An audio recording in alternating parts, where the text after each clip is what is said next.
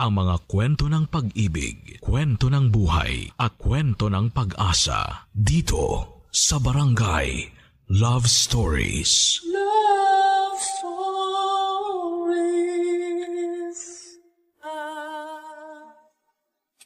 Kasal ang isa sa mga pinakamasayang parte sa buhay ng dalawang taong nagmamahalan.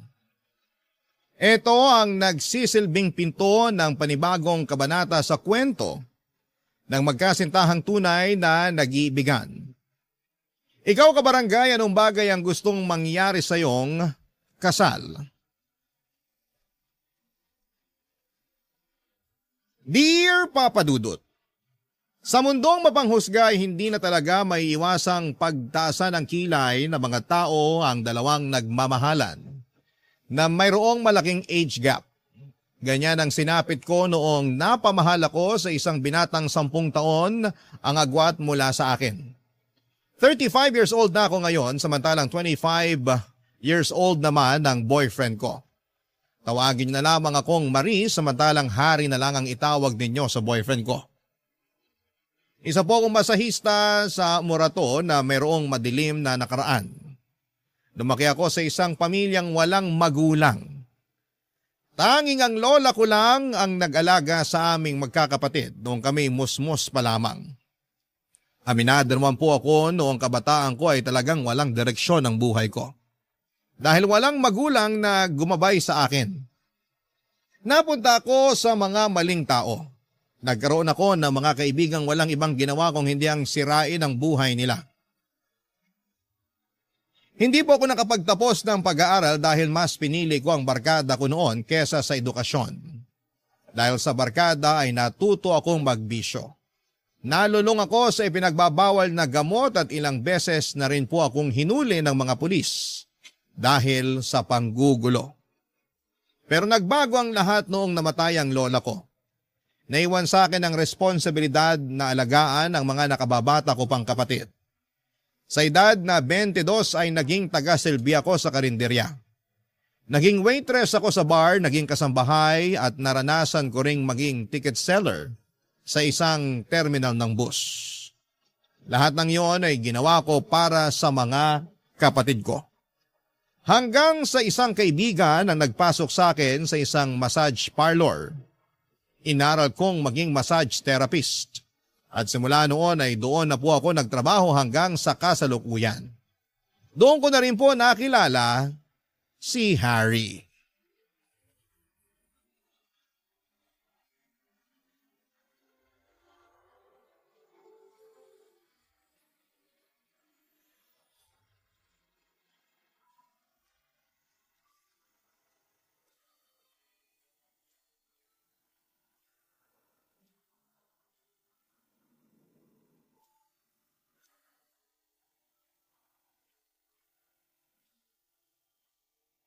Sir? Sir? Hala, tulog na yata. Sir, tapos na po tayo. Tapos na ba? Opo, sir. Isang oras na ba yon? Opo, nakatulog kasi kayo kaya hindi nyo na namalayan yung oras.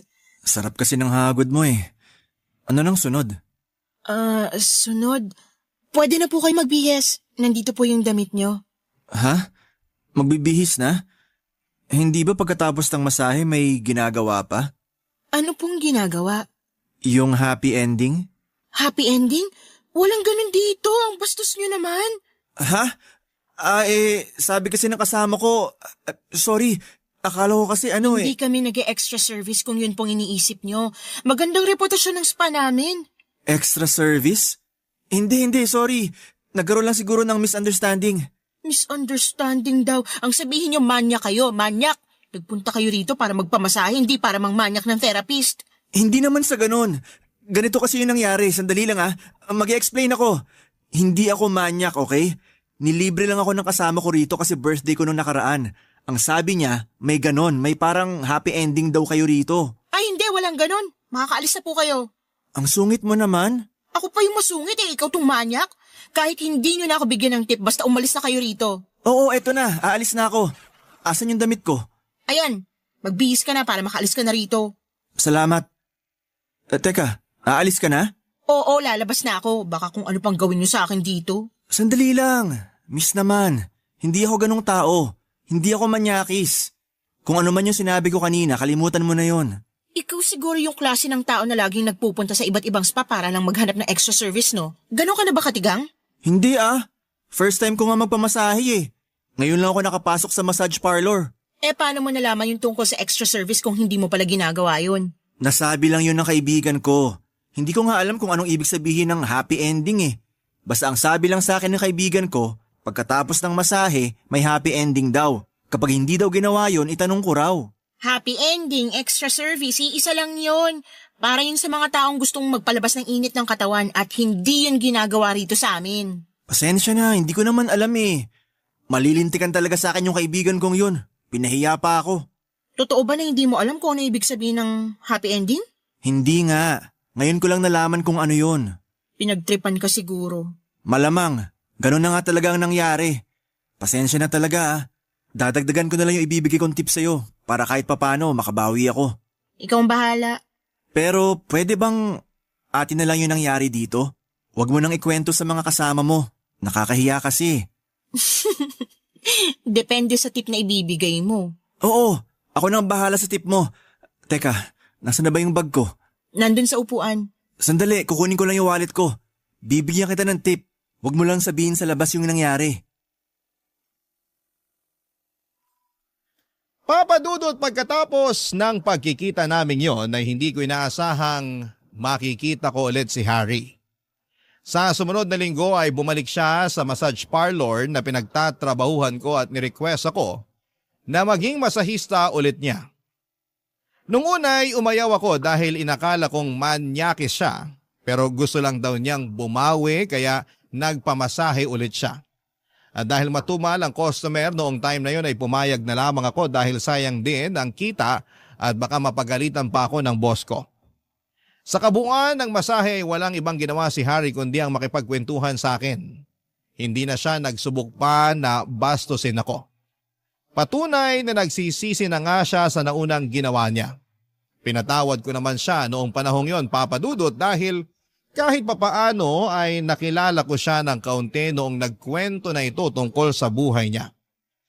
Nagtatrabaho raw siya sa komisari ng isang meat shop. Laking palengke siya dahil ang dating trabaho ng kanyang ama bago ito naging OFW ay ang magkatay ng bakat baboy na ibinebenta nila sa palengke. Doon siya natuto sa iba't ibang klase ng mga karne na siya na ring naging trabaho niya kalaunan. Bago umalis sa massage parlor si Harry, ay hiningi niya ang FB account ko at dahil naaaliw ako sa kanya, ay ibinigay ko naman po ito. Online na namin sunod na kinilala pa ang bawat isa. Noong naging komportable na kami sa isa't isa ay inaya ko ni Harry na kumain sa labas. Noong nagkaroon ako ng day off at pinaunlakan ko naman siya, Papa Dudut.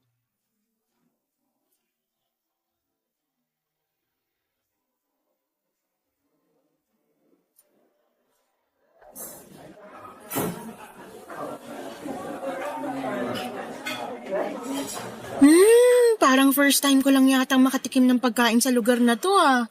Talaga ba? Oo, karaniwan kapag kumakain ako rito sa mall, yung mga kilalang fast food na yung pinupuntahan ko. Mabuti na lang pala dito tayo napunta. At least may matitikman kang bago. Wala naman tayong choice eh. Nagpunta tayo rito kung kailan maraming tao sa mall. Punuan tuloy yung mga kainan. Maiba tayo. Ilang taon ka na palang masahista? Nasa 7 taon na rin siguro. Matagal na rin pala. Yun talagang inaral mo? Hindi. Hindi ako nakapagtapos sa college. Bakit naman? Mahabang kwento. Sabihin na lang natin na suwail ako nung kabataan ko kaya hindi naging magandang takbo ng buhay ko nun. Pero ngayon? Syempre hindi na. Nagbago na ako simula nung namatay yung lola ko. No choice naman ako eh. Ako yung pinakamatanda sa aming magkakapatid kaya ako yung naghanap buhay. Hindi ko rin naman matiis yung mga kapatid ko na kumakalamang sikmura kaya ako yung gumawa ng paraan para mapakain sila. Ilan ba kayong magkakapatid? 3. Wala rin silang tinapos pero may kanya-kanyang trabaho at buhay na yung mga yun ngayon. Paano ka naman napasok sa pagiging masahista? May kaibigan akong tumulong sa akin. Nag-training ako tapos nung nakapasa, kinuha nila akong massage therapist. Ganun pala. Ikaw naman, anong kwento ng buhay mo? Ako naman yung tatay ko, OFW sa Saudi. Tapos yung nanay ko naman, tindera. May isa akong kapatid. Katulad mo, parang ako na rin yung naging father figure sa kapatid kong yon. Kasi simula nung pinanganak siya, hindi na niya naranasang magkaroon ng ama sa tabi niya. Gawa nga na nasa abroad ang tatay namin. Siguro sobrang close nyo ng magkapatid kasi dadalawa lang kayo eh. Kung mas may higit pa sa sobra, ganun ang pagsasama namin ng kapatid ko. Mabuti ka pa. Kami ng mga kapatid ko, parang hindi kami galing sa iisang matris eh. Bakit naman? Hindi ba kayo magkakasundo? Magkakasundo naman kami pero hindi kami sanay na nagpapakita ng emosyon para sa isa't isa. Yung para bang, wala lang. Basta ba alam naming okay ang isa't isa, okay na yun. Di ko alam ang term para dun eh. Parang wala kayong intimacy? Oo, yun nga, parang ganun. Pero wala namang problema sa amin yung ganun kasi kapag may nangailangan naman sa amin, nagtutulungan pa rin naman kami. May mga ganun talagang pamilya. Lalo na kapag nasanay yung mga bata na yung mga matatandang kasama nila hindi sila nagpapakita ng emosyon. Na-adapt nila yung nasa paligid nila. Tulad na lang sa pamilya namin. Sobrang sweet nila nanay at tatay sa akin nung bata ako. Kaya nung lumaki ako, ganun din ako sa kapatid ko. Teka, ilang taon na ba tong kapatid mong to? 15 years old. 15 years old? Ang layo naman yata ng agwat niyong dalawa. Oo, akala ko nga magiging only child lang ako nun eh. Pero nasundan ako nung nagbakasyon si tatay. So, ilang years ang agwat niyong magkapatid? 7 years. 7 years? Ibig sabihin 22 ka pa lang? Oo, 15 yung kapatid ko, tapos 22 naman ako. Bakit? Sandali lang. Totoy ka pa pala eh. 22? Hindi halata ah. Kung makatotoy naman, Kumpara sa edad ko, totoy ka talaga. ilang taon ka na ba? 32. 10 years ang agwat nating dalawa. Hindi pwede yun. Baka mamaya sabihan pa ako na tirador ako ng mga bagets. Wala namang problema sa akin yun eh. Wala nga sa'yo, pero sa mata ng mga tao, problema yun. Baka matawag pa akong pedophile. Hindi naman ako underage eh. Kahit na. Alam mo, pagkatapos nito, tapusin na natin to, okay? Ha? Bakit naman? Hindi tayo bagay sa isa't isa. Masyado akong matanda para sa'yo. Papadudot, sobrang na-turn off talaga ako kay Harry noong nalaman kong 22 years old pa lamang siya. Hindi ko yon inaasahan dahil mature na ang itsura niya dahil sa balbas sarado nitong mukha. Isa pa ay napaka-mature din niyang mag-isip at magsalita kaya hindi ko aakalaing totoy pala siya. Nasayangan lamang ako dahil medyo nagkakaroon na ako noon ng feelings para kay Harry. Yun nga lang dahil bata pa siya. Ayoko na mismo ang umiwas. Ayokong maging babysitter sa isang relasyon kaya hindi talaga ako pumapatol sa mga mas bata sa akin. Iniwasan ko siya ng ilang araw pero hindi nagpaawat itong si Harry. Lagi pa rin niya akong chinachat kahit na hindi ko na siya nire-replyan. Nagpupunta rin siya sa pinagtatrabahuhan ko para kausapin ako kahit na ilang beses ko na siyang pinagtabuyan. Pero dahil bata at matigas ang ulo ay hindi ako tinantana ni Harry. Nagpatuloy siya sa pangungulit sa akin, papadudot, hanggang sa maging ang mga kasamahan ko sa trabaho ay naaawa na rin sa binata. Nakonsensya din naman ako sa ginagawa kong pag-iwas sa kanya kaya sa huli ay pinansin ko na rin si Harry. May kakaibang karismang dala kasi si Harry sa totoo lang. Kaya niyang paibigin ang mga tao sa paligid niya. Makulit siya pero sa parehong pagkakataon ay hindi mo siya maituturing na mas bata kesa sayo dahil kaya niyang makipagsabayan sa mas nakakatanda kesa sa kanya. Sa pagtagal, papadudot, ay unti-unti ring bumigay ang puso ko para kay Harry. Hanggang sa isang araw ay naramdaman ko na lang na nahulog na ang loob ko para sa kanya. Barangay Love Stories. Barangay Love Stories. Hindi ko alam, papadudot, kung nagayuma ba ako o dahil magaling lang talagang manligaw sa akin si Harry kaya niya ako napaibig. Hindi ko talaga inaasahan noon na magkakagusto ko sa kanya dahil nga sa age gap namin.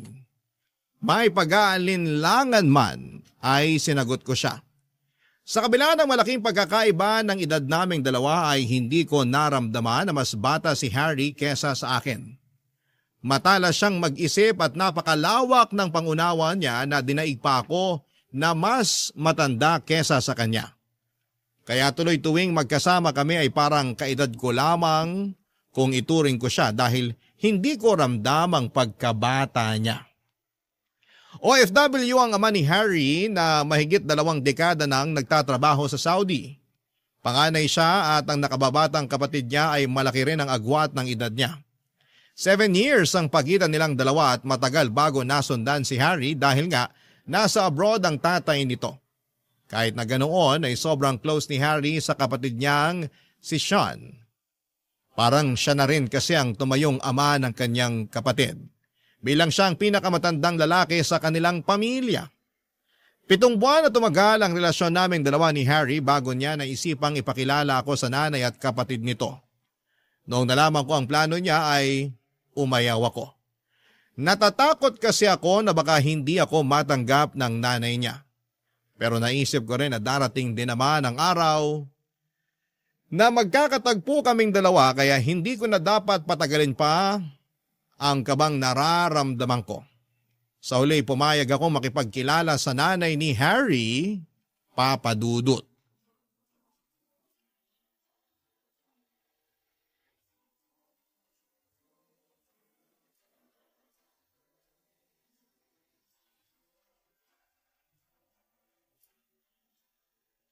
Nay, pasuyo naman ako. Pakiayos na po yung lamesa. Malapit nang matapos tong niluluto ko. Oo, heto na. Inihanda ko na. Sino ba kasi itong bisita mo at talagang naghanda ka pa ng makakain? Basta, importante po tong tao na to para sa akin. Girlfriend mo ba yung darating?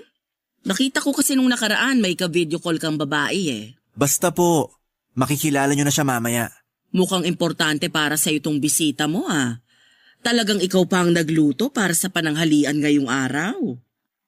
Oh, nandyan na yata siya. Sandali, papapasukin ko lang siya. Ikaw muna rito, Nay. O sige, ako na dyan. Salamat. Talaga tong batang to, oo. Ay, ang bilis talaga ng panahon. Nagbibinata na ang mga anak ko. Halika na. Sana lang talaga Dito tayo. mapunta sila sa Nandito tamang sa tao kusina si Nanay. para hindi na sumakit ang ulo ko. Oh, hello! Magandang tanghali po. Magandang tanghali rin sa'yo, Iha. Ito pala si Nanay. Nay, siya po si Maris. Siya po yung girlfriend ko. Sa wakas naman, nakilala na rin kita. Hari, pakicheck nga to kung luto na. Mukhang pwede na yatang hanguin. Pwede na po yan. Ako na po dyan para maihanda ko na yung pagkain. O sige, Iha, maupo ka muna. Salamat po. Sayang, si Sean wala ngayon. Di mo na siya naabutan. Saan ba siya nagpunta? Nandun yon sa kaklase niya. Gagawa yata sila ng project. Hindi ko alam, nagmamadali eh. Hindi na tuloy nakapananghalian. Ay, ganun po ba? Sayang naman. Hayaan mo, ipapakilala ka namin sa kanya sa susunod na dalaw mo rito. Taga saan ka pala? Mukhang malayo pa ang pinanggalingan mo ah. Sa Novaliches lang po ako. Talaga? May kumari ako dun eh. Pero sa Bagbag siya nakatira. Sa Tandang Sora naman po ako.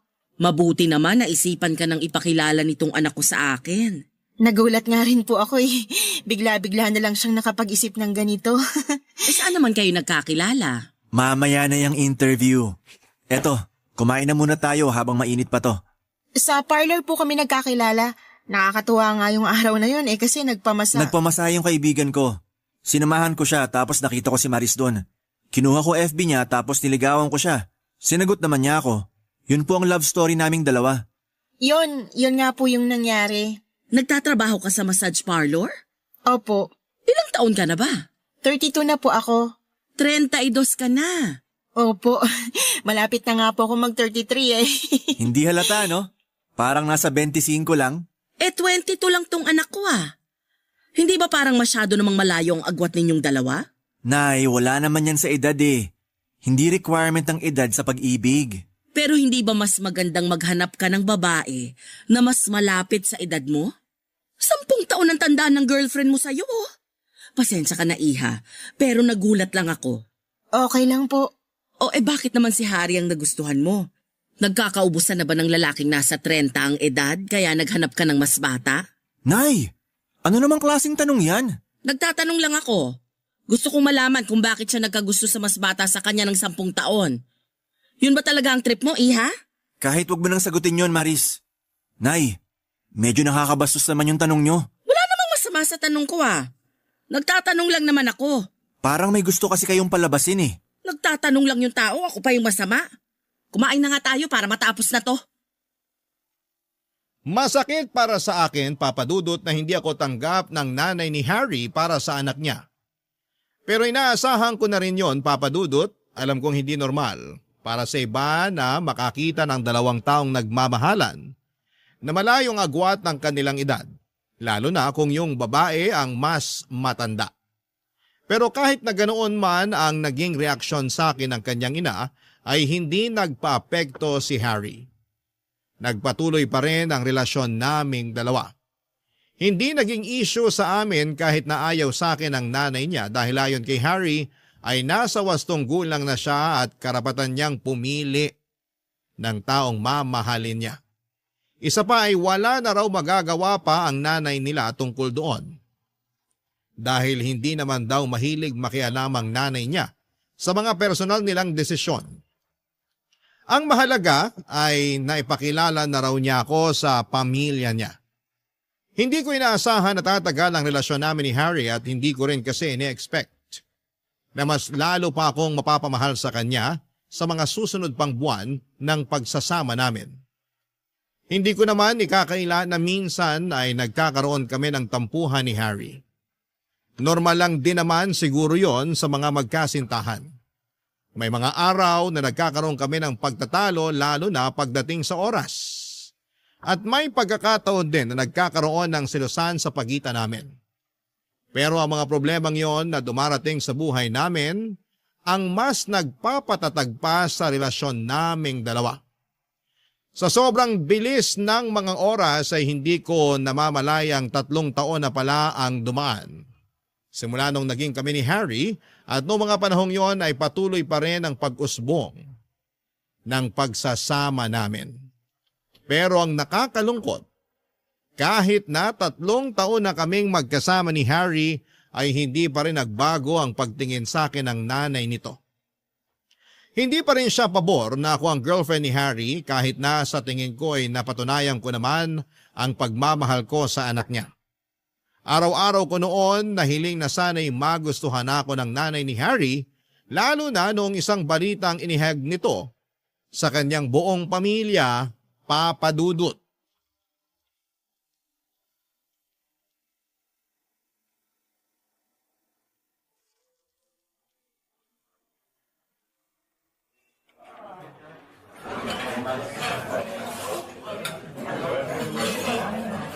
Maris, nandito ako. Hala, ikaw pala yung nakaupo rito. Hindi kita namukhaan Nag-iba itsura ko, no? Umupo ka na. Salamat. Ano, bagay ba sa akin tong bagong hairstyle ko?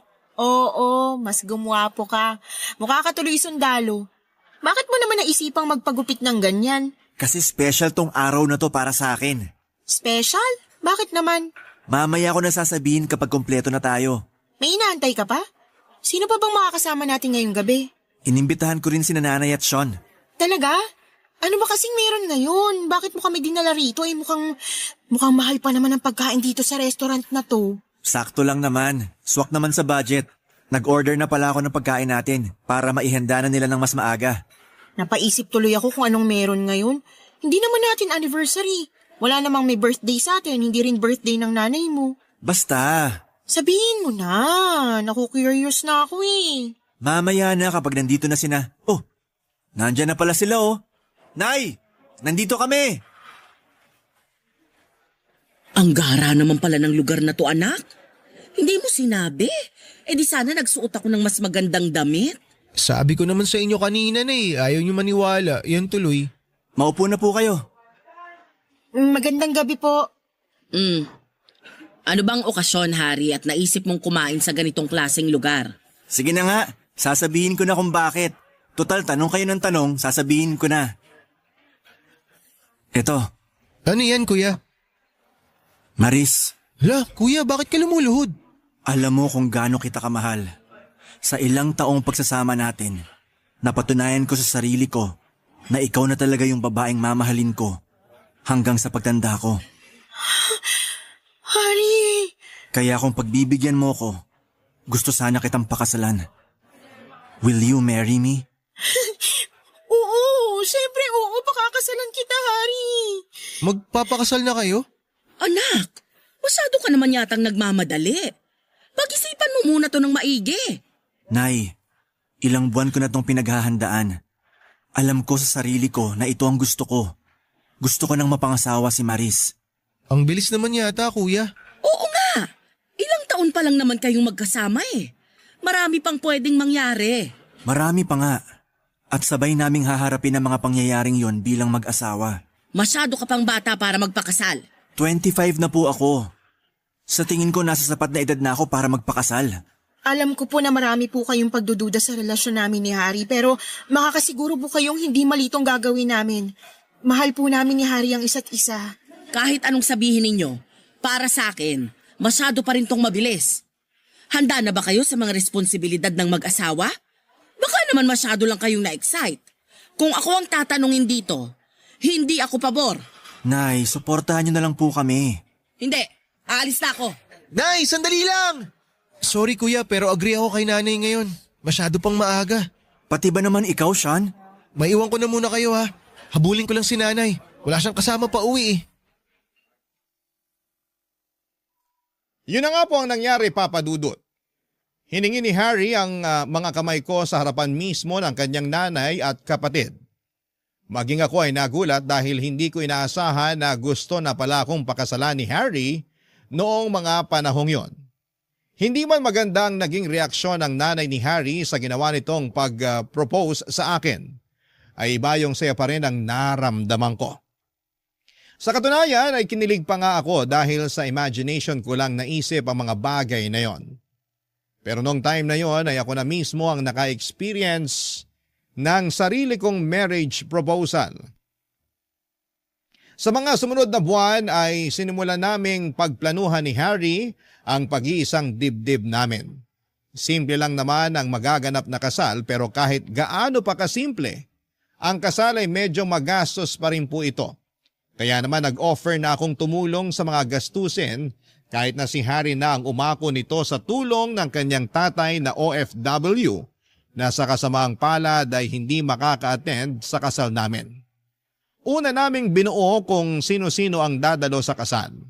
Dahil hindi naman ito magarbo ay mga espesyal na kaibigan lang ang imbitado. Naisip din namin na sa bahay na lang nila Harry gawin ang reception. Pagdating naman sa isusuot kong wedding dress ay matagal ko nang pinag-ipunan ng bagay na yon.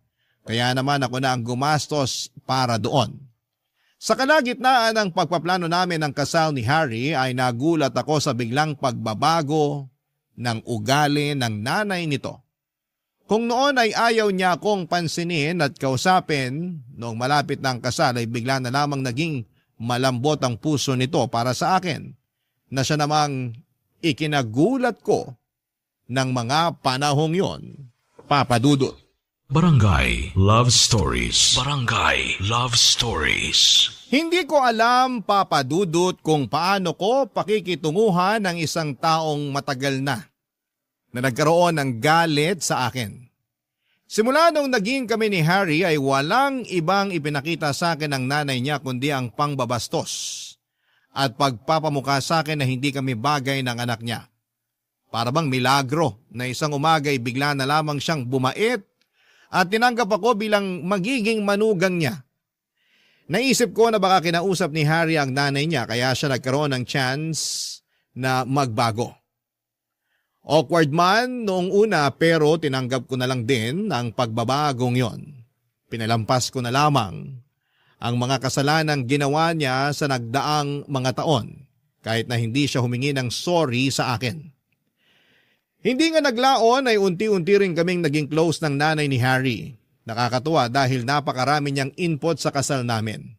Dahil sa kanya ay marami kaming natipid na gastusin para sa kasal. Habang papalapit na noon ang araw ng kasal namin ni Harry ay bigla namang nagkasunod-sunod ang mga problemang dumating sa amin. Una'y biglang umayaw ang nakausap namin na sana'y magluluto para sa reception. Ayon sa kanya ay meron daw emergency sa bahay nila. Sumunod naman ay ang invitation card na inedit ng kapatid ni Harry na si Sean. Kung kailan ipapaprint na namin ito ay biglang na-delete ang kopya nito at hindi na ma-recover pa kaya kinailangan niyang gawin ulit ito. Pakiramdam ko noon ay mayroong nananabutahe sa amin at isang tao lang ang pumasok sa isip ko noon. Walang iba kundi ang nanay ni Harry na dati nang hindi pabor sa pagsasama namin ng anak niya. Kinausap ko si Harry tungkol doon pero hindi siya naniniwala na magagawa yon ng nanay niya. Pero napatunayan kong may nananabutahe nga sa aming dalawa nung dumating ang wedding invitation na pinaprint namin. Napansin ko na mali ang date na nakasaad doon. Nagsimulang mag-init ang ulo ko at kinompronta ko ang nanay ni Harry dahil sa mga nangyari.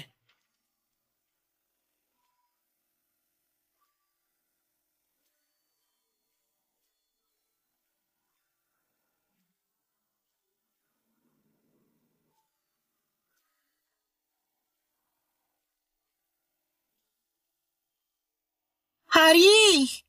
Harry! Oh, bakit? Dumating na yung wedding invitation na pinaprint natin. Tingnan mo to. Patingin nga. Wow, ang ganda! Galing talaga ni Sean mag-edit, no? Hindi. Tingnan mo to. Check mo yung date. Bakit? Mali yung date, Harry. Ano ba yan? Ang mahal-mahal ng printing. Paano nangyari yan? Akala ko ba na-check mo bago ipinaprint? Na-check ko naman eh. Inisa-isa ko lahat at tama lahat ng detalye bago ko sinend sa magpiprint. Eh paano nag-iba yung date? Di ko alam. Sean! Sean, halika nga rito. Bakit kuya? May pinalitan ka ba rito sa wedding invitation na ginawa mo? Wala, bakit? Anong meron? Napalitan yung date. Imbis na 24, naging 27. Ha? Paano nangyari yun? Eh di ba nga pinacheck ko pa sa inyo? Nagprint pa nga ako ng sample eh. Oo nga, yun nga rin pinagtataka ko eh. Baka naman sa printing nagkamali. Tinawagan ko agad sila kanina. Ang sabi nila, wala silang ginalaw sa soft copy ng invitation. Print lang daw nila yun as it is. Baka naman di mo na-check ng maayos ate. Hindi. Alam kong tama lahat ng detalye doon bago na isend sa printing press. Kung hindi nila ginalaw yung invitation bago i-print, ibig sabihin, dito yun ginalaw. Eh sino magpapalit ng date nun? May hinala na ako kung sino. Sino? Nanay mo. Siya lang naman yung may ayos sa relasyon natin, di ba? Ano? Hindi ba magkaayos na nga kayo? Tinutulungan na nga niya tayo sa preparasyon natin sa kasal eh. Bakit niya sisirain yun? Ate, hindi magandang manisi ng ibang tao lalo na kung wala ka namang pruweba. Eh ano to? Tong invitation na to? Hindi pa ba to pruweba? Hindi ako, hindi si Harry, hindi ikaw. So sino pa bang pwedeng gumawa nito? Sandali lang tatawagin ko si nanay para matapos na to. Maiwan ko muna kayo. Ayoko tong ginagawa mo na pinagbibintangan mo si nanay.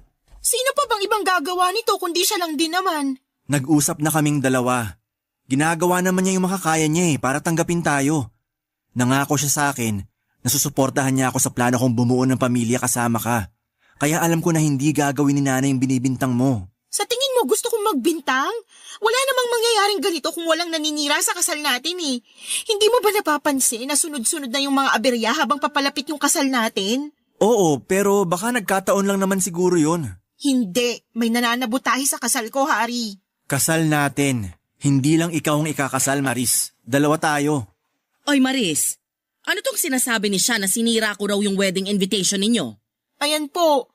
Tingnan niyo yung date na nakalagay sa invitation. Napalitan yung araw ng kasal. Ano? Bakit napalitan? Ikaw din daw nagpalit niyan nay, sabi ni Ate Maris. Bakit ko naman papalitan yung date? Eh wala nga akong kaalam-alam kung paano gumamit ng computer eh. Paano ko mapapalitan yan? Eh sino namang gagawa nito? Sino bang may ayaw na ikasal kami ni Harry? Hindi ko alam. Basta sigurado ako na hindi ko magagawa yan. Alam nyo, invitation lang yan. Magagawan pa natin yan ng paraan. Paano? Ubus na yung budget natin. Ako nang bahalang didiskarte. Amin na yan. Sean, kunin mo lahat ng invitation. Aayusin natin. Sige po kuya.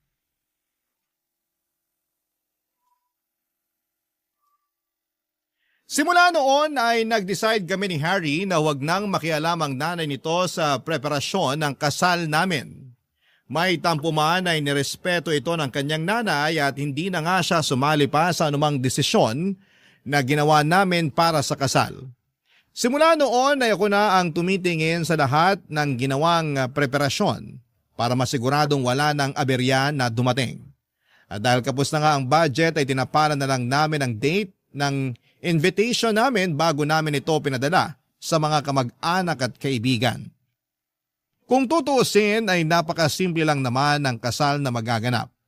Kompleto na po ang lahat.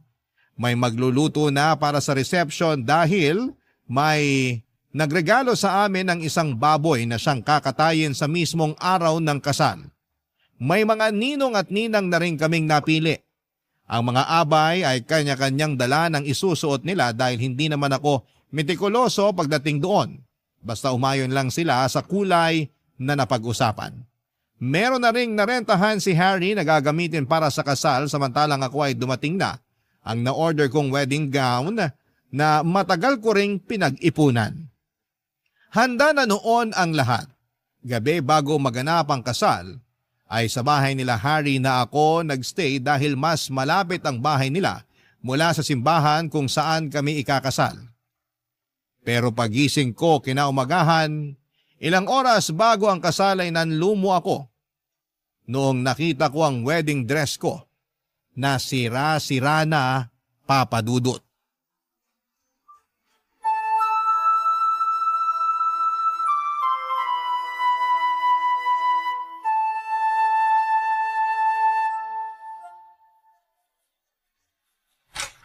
Harry! Harry, gumising ka! Harry! Bakit? May papakita ko sa'yo. Hindi ba bawal magkitang groom at bride bago ang kasal? Pamahiin yun. Wala akong pakialam sa pamahiin na yan. Tignan mo tong dress ko. Bakit? Anong nangyari sa dress mo? May sumira sa dress ko, Harry. Patingin nga. May gumupit sa damit ko. Ngayon, sabihin mo sa akin na walang nananabo tayo sa kasal natin. Sino namang gagawa nito kung kailan ikakasal na tayo mamaya? May isang tao lang sa isip ko na pwedeng gumawa nito. Teka, saan ka pupunta? Antayin mo ako! Ate, kain na raw tayo para makapaganda ka Nasaan ang nanay mo? Nasa kusina. Bakit? Nay! Kuya, bakit galit na galit si ate? May sumira sa dress niya. Ha? Sino naman gagawa nun? Hindi ko nga rin alam eh. Pero si nanay ang pinagbibintangan niya. Si nanay? Kuya, baka anong gawin ni ate kay nanay ha? Kaya nga halika na, sundan natin siya. Nay! Nay, nasan ka? O Maris, gising ka na pala. Ikaw bang gumawa nito? Ano yan? May sumira sa wedding dress na isusuot ko sana mamaya sa kasal. Ano? Patingin nga! Huwag na kayong magkunwari. Kayong gumawa niyan. Hindi ko magagawa to. Bakit ko naman sisirain ng damit mo? Ikaw lang naman ang may ayaw sa akin simulat sa puli. Hindi ba ayaw niyo sa akin kasi mas matanda ako ng 10 taon kaysa sa anak niyo? 4 lang tayo nandirito. At sa ating 4, ikaw lang ang nakikita ko makakagawa nito. Maniwala ka sa akin, hindi ko gagawin yan sa'yo, Maris. Hindi ko magagawang sirain ang kasal ninyo ni Harry. Pero nay, tama si Maris. 4 lang tayo rito sa bahay. Kanya na ba talaga ang tingin ninyo sa akin? Oo, ayokong magkatuluyan kayo nung una. Pero ano pa bang magagawa ko kung nagmamahalan talaga kayo? Ang gusto ko lang naman, magkaroon ka ng maayos na buhay, Harry. Noong una, nagduda ko na masyado ka pang bata at baka paglaruan lang ni Maris yung puso mo. Pero nung nakita ko kung gaano nyo kamahal ang isa't isa, ipinagpasa Diyos ko na lang ang lahat. Tinanggap ko na ang katotohanan na ikaw na talaga ang mahal ni Harry, Maris. Kaya hindi ko magagawang ibinibintang mo sa akin. Kung ganun, bakit? Bakit niyo sisirain Tama na yan! Ako! Ako yung sumira sa damit mo, Ate Maris! Ano? Hindi si nanay ang may ayaw na ikasal kayo. Ako! Ako yung may ayaw. Sean, ayaw mo ikasal kami ng Ate Maris mo? Pero bakit? Ayokong mawala si kuya. Siya lang yung natatakbuhan ko pag may problema ako. Siya lang yung taong nakakaintindi sa akin. Hindi pa ako ready na maiwan mag-isa. Masyado pang maaga. Pero hindi naman kita iiwan eh. Ikakasal lang kami. Pero magiging kuya mo pa rin ako. Hindi yun magbabago, Sean. Ibig sabihin, ikaw rin bang nagpalit ng date sa wedding invitation? Oo, ako lahat ang gumawa nun. Kaya wag yun ang pagbintangan si nanay. Anak, Bakit mo naman nagawa yun? Nay, wala na nga si tatay dito eh. Pati si kuya mawawala rin. Ayoko. Pero nandito naman ako Anak, hindi ka maiiwang mag-isa. Sorry kuya. Sorry Ate Maris.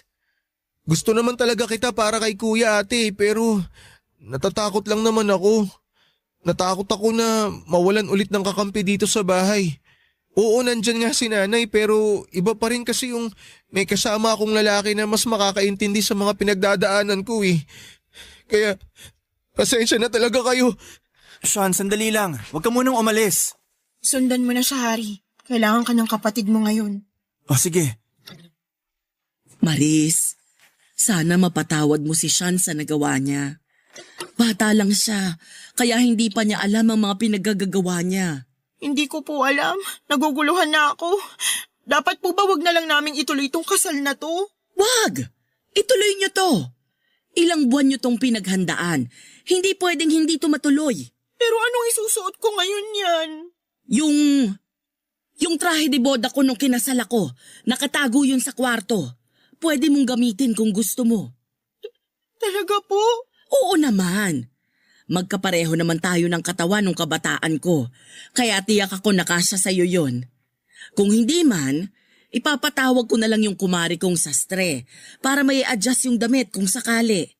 Halika na, isuot mo para makita natin kung kasya ba. Salamat po, Nay. Walang anuman. Pasensya na rin po kung kayo yung pinagbintangan ko. Huwag mo nang isipin yun. May mas malaki pa tayong problema dyan na kailangang ayusin bago ang kasal ninyo. Halika na, samahan mo ako sa kwarto. Maayos naman naming naidaos ang kasal, Papa Dudut. Medyo lumaman ang trahe de boda ng nanay ni Harry na ginamit ko noong kasal ay masaya pa rin ako na naging successful ang pag-iisang dibdib namin. Sa katunayan ay mas naging meaningful pa nga ito dahil ibig sabihin lang noon ay talagang tanggap na nga ako ng biyenan ko bilang parte ng kanilang pamilya sa pamamagitan ng pagpapahiram niya sa akin ng kanyang wedding dress. Patuloy noon ang paghingi ng tawad ni Sean sa amin dahil sa ginawa niya. Ganon din na humingi rin ako ng kapatawaran sa nanay ni Harry dahil pinagdudahan ko ang kabutihang loob na ibinigay niya sa amin. Pinagsisihan ko rin na siya ang sinisisi ko na nanabutahe sa kasal namin. Nagkapatawaran kaming lahat at sa mga sumunod na buwan ay naging maayos na ang relasyon ko sa pamilya ni Harry.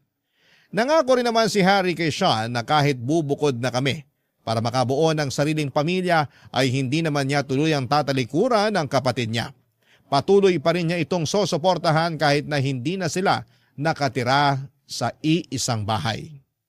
Papadudod sa ngayon ay may isa na kaming anak ni Harry at mukhang masusundan na ulit ito ng pangalawa. Ang tanging hangad na lang naming mag-asawa ay maging payapa ang pamilya namin sa mga susunod pang taon. Ito po ang kwento ko at sana po ay nagustuhan ninyo ang ibinahagi ko sa inyo, ang inyong forever kapuso at kabarangay Maris. Barangay Love Stories. Barangay Love Stories. Nakakaantig naman talaga ang ating kwento. Ikaw ba, kabarangay? Nakarelate ka ba sa story natin ngayon? Kwentuhan naman tayo dito sa comment section. Nagustuhan ng iyong napakinggan? Ituloy yan via live stream sa www.gmanetwork.com/radio. Barangay LS in Mega Manila 97.1. Forever.